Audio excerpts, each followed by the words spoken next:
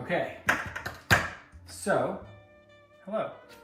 This is going to become a sourdough bread loaf. But before we even get into anything, let me say hello and tell you who I am. So my name is Bryan, and my wife and I are on the sourdough bread making craze that many of us are.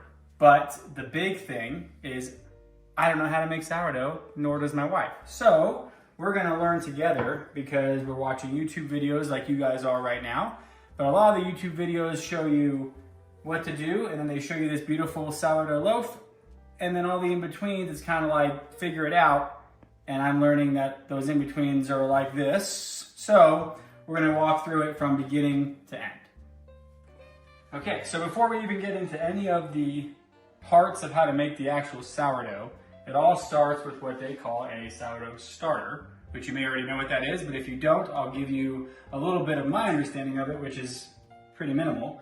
But what we did is we actually went on Amazon and we ordered a sourdough starter, which they called the Black Death, which has this elaborate story about the plague in Germany and 400 plus years old, which none of that makes sense to me, but long story short, it's supposed to be really good. So we bought it. So it came in this little container. It was about half full, and it was a liquid. So what we've learned by scanning this QR code, it brings you to the instructions, which then you take this jar, which we bought a sourdough starting set. So it came with this jar, has these fancy little things on it that tell you the temperature and when you feed the starter and all that good stuff, which we'll go into.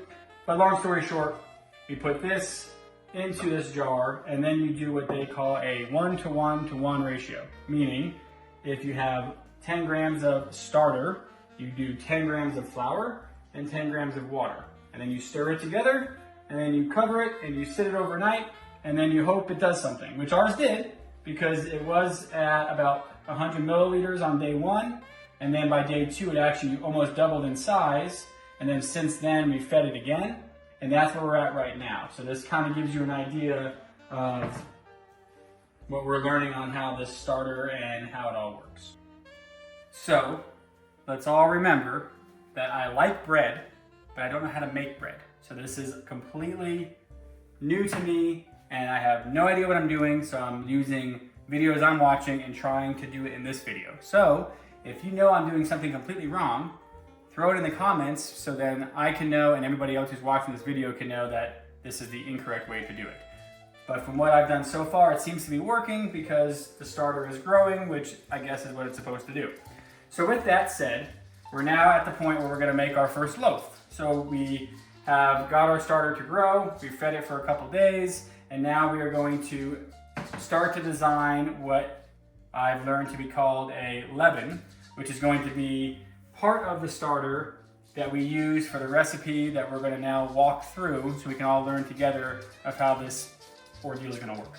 So the way that works is we take our starter, and the recipe we're going to do is 25 grams of your starter, 100 grams of flour, and 100 grams of water. You mix that all together, and then we're going to let that rise. Hopefully it begins to become active. And then if that does happen, we'll start making the dough later in another video. If that doesn't happen, that means you failed and we try again. So with that said, we are now going to show you a piece of equipment that you're gonna need to get if you don't already have one, is a kitchen scale. Because without that, it's almost impossible to measure out grams.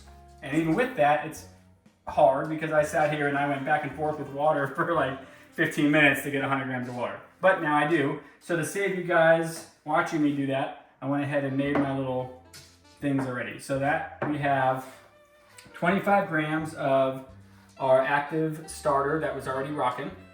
And then we have 100 grams of regular all-purpose flour and 100 grams of room temperature water. Important to be room temperature from what I'm learning. Too cold, not good. Too hot, not good. So pretty simple. On the flour thing, I've been using all-purpose and it's working, but I've read a lot of stuff that says wheat flour. I've read other things that say certain brands of flour. I don't know. So we're gonna go with all-purpose flour if we're great ones to use. So there's that. Now, what we're gonna do is we're gonna put it all together and we're gonna mix it. Hopefully it comes out to, I think, be like a pancake batter is what I'm learning. So once we mix it up and we get some air in it, we'll look at it, we'll see how it looks. If it looks like it's supposed to, we're gonna go ahead and cover it with this paper towel and little band because I only bought one of these that came with the fancy little cap. But we don't wanna cover it with a lid because we need to have air to allow it to become active. So they say, I don't know. But. Okay, so actually before we even start this, I skipped what I wanted to show you guys. So I'm gonna zoom in on this a little bit. So that's what the inside of the starter looks like, because I was always curious, what is it supposed to look like? And I don't know. I mean, some people say more watery, some people say more doughy. This one was more bubbly before I took out what I put in here, but you smell it. I think that smells good. I mean, I wouldn't drink it, but I think that's what it's supposed to smell like for the sour taste of sourdough. Obviously you guys can't smell that, but I think that's what it's supposed to, it smells pretty good. So we move that to the side. Okay, now we're gonna go ahead and make our leaven, which is what we're going to use for the actual sourdough when we make it. So as we can see, it's not a 1-to-1-to-1. As I'm learning if this is the recipe we're gonna all do, if this works out well, it's 25 grams of starter to 100 grams of flour and 100 grams of water. So really it's a 1-to-4-to-4. Science. Somehow it's gonna work. So I'm gonna put the flour in.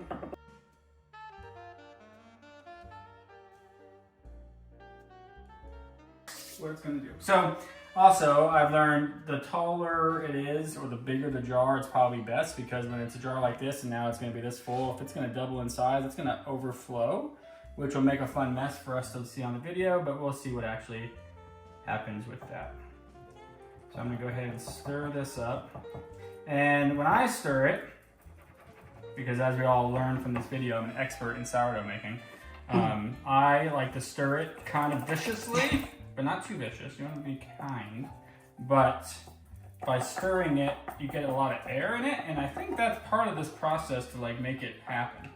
So now that I've stirred it up, I want to get all the flour patches away. That's an important step. So that's all good. And then I'm just gonna stir this a little bit more. Okay, here we go. Now, give you a look at that. That's what we're doing right there. Looks pretty cool. Doesn't smell as strong as the other one, but that's because I just put a bunch of stuff in it. So what we're gonna do is we're going to put this little cap on like that. It's nice to mark it, so you can see on here this band. What that's used for is we mark where that sourdough starter was. And then if it was to grow, we can tell how much it's grown, because I think the goal is to double it in size. So right now, I don't have a band for this one, so we're just gonna remember that it's on like 200. So if it doubles, it will overflow, which I think is gonna happen. That's all right. So we're gonna throw this on there because I don't have a fancy cap. And then we're gonna put this, hold on a second, we get a bigger piece of towel. That'll be less embarrassing. All right, boom.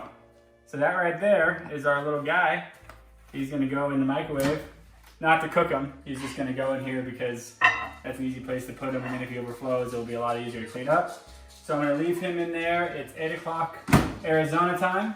So we're gonna come back in about 3 hours. So it's gonna be a late night, 11 o'clock Arizona time, but I want to try to get, if it does rise, I wanna get the dough going, because in the next video, I'll explain, after my wife explains it to me, how much time goes by once you start to make this dough and you let it rise in these fancy little bowls that we got on Amazon and all that good stuff. So hopefully this explained a little bit of the first process to get from ordering the starter on Amazon to now getting to a point where we're making what we're gonna call the leaven, which is then going to be used to make the sourdough bread, which will be in our next video. Again, please comment if I'm doing things wrong. Be kind, don't be mean. I don't know what I'm doing. But if I'm doing anything cool, and you guys are like, yeah, that was awesome, I did that too. Comment that, so then we all know, hey, that's a good one, we all like that one. And then after we get some comments, maybe hit a like, hit a subscribe, because I would like to make videos as we go on, because eventually I'm gonna make some really cool looking bread, and then you guys will be like, he's the coolest guy, he makes the coolest bread. And then you'll know how to do it, because I will be showing you guys what I'm doing, and then you'll learn what not to do and what to do. So anyways, enjoy your coffee, enjoy your evening. Thank you for watching, and see you guys soon.